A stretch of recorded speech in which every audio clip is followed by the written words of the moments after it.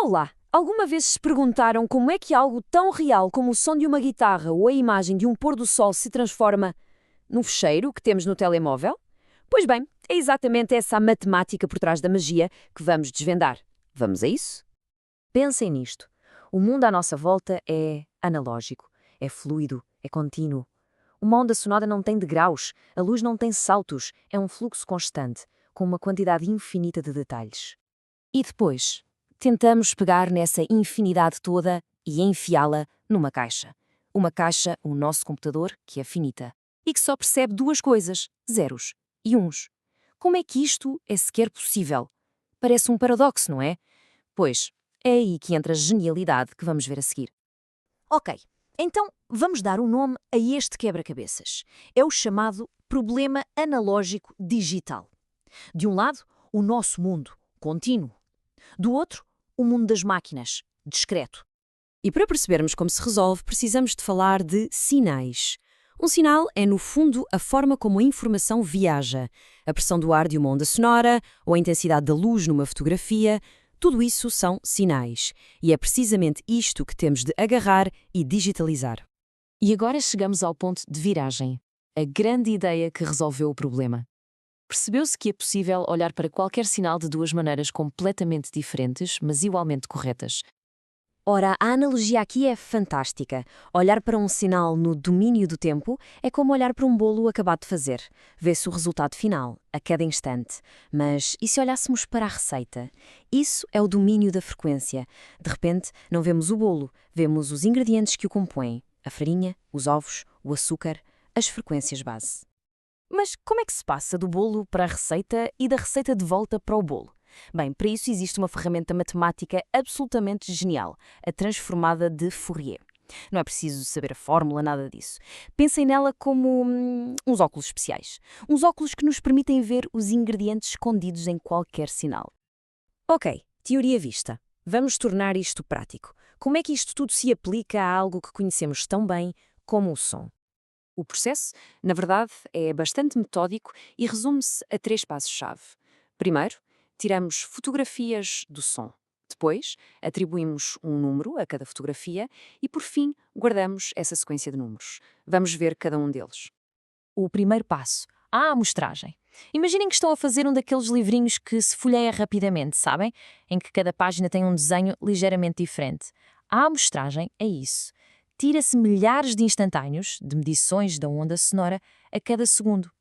Se o fizermos depressa que chegue, quando os reproduzimos, o nosso cérebro é enganado e ouve um som contínuo. Mas o quão depressa é a depressa que chegue? É aqui que entra uma das regras de ouro da engenharia digital, o teorema de Nyquist-Shannon. Basicamente, o que ele nos diz é que para capturar um sinal na perfeição, temos de o amostrar uma velocidade que seja, no mínimo, o dobro da sua frequência mais alta. Isto é a garantia matemática de que a nossa cópia digital pode ser fiel ao original. E vemos isto em ação de uma forma brilhante. A audição humana, na melhor das hipóteses, vai até cerca de 20.000 Hz.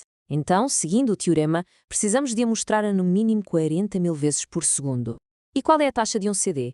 44 millisans. Precisamente para ter essa margem de segurança e garantir que nada se perde. Certo, já temos os nossos milhares de instantâneos. E agora? Agora entra a quantização. A cada uma dessas amostras temos de atribuir um valor numérico. É quase como um jogo de pintar por números, mas muito mais sofisticado. Em vez de cores, temos uma paleta de números para descrever a altura da onda em cada ponto. E a qualidade desta pintura depende de quantos números temos na nossa paleta, ou seja, da profundidade de bits. Com 8 bits, é como se tivéssemos só 256 lápis de cor. Dá para ter uma ideia, mas é limitado. Já com 16 bits, como num CD, de repente temos uma paleta com mais de 65.000 cores. O detalhe e a fidelidade são incomparáveis. Muito bem. Percebemos o som? Agora vamos pegar nestes mesmos princípios e aplicá-los ao vídeo. E aqui a escala da coisa dispara completamente. É que no vídeo a amostragem não acontece só numa dimensão, acontece em várias ao mesmo tempo. Temos a amostragem espacial, que é a resolução em pixels, temos a amostragem temporal, que é a taxa de fotogramas por segundo, e ainda a amostragem de cor, que define quantos milhões de cores cada pixel pode ter. É uma loucura. E com isto, conseguimos criar uma cópia digital quase perfeita de realidade.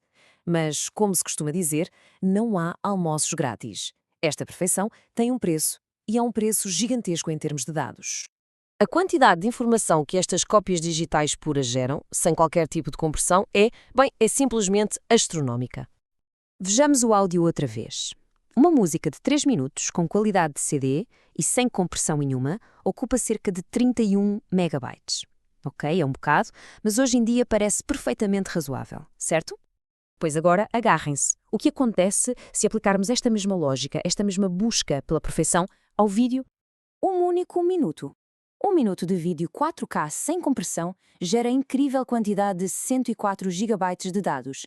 É um volume de informação que torna completamente impraticável guardar ou enviar pela internet. E é por isto que a compressão existe. Formatos como MP3 ou os que a Netflix e o YouTube usam não são apenas uma conveniência para poupar espaço, são uma necessidade absoluta. Sem eles, o streaming e o mundo digital como o conhecemos simplesmente não existiriam. O que nos leva a uma conclusão, no mínimo, interessante. Cada música que se ouve, cada filme que se vê, não é a realidade em si. É uma aproximação, uma reconstrução brilhante, sim, mas cuidadosamente construída com base em matemática e nos limites da nossa própria percepção. Isto deixa-nos com uma pergunta no ar. Da próxima vez que se carregar no play, vale a pena pensar nisto. O que se está a experienciar é a realidade ou é uma ilusão? Uma ilusão bela, convincente, mas ainda assim, uma ilusão criada pela matemática?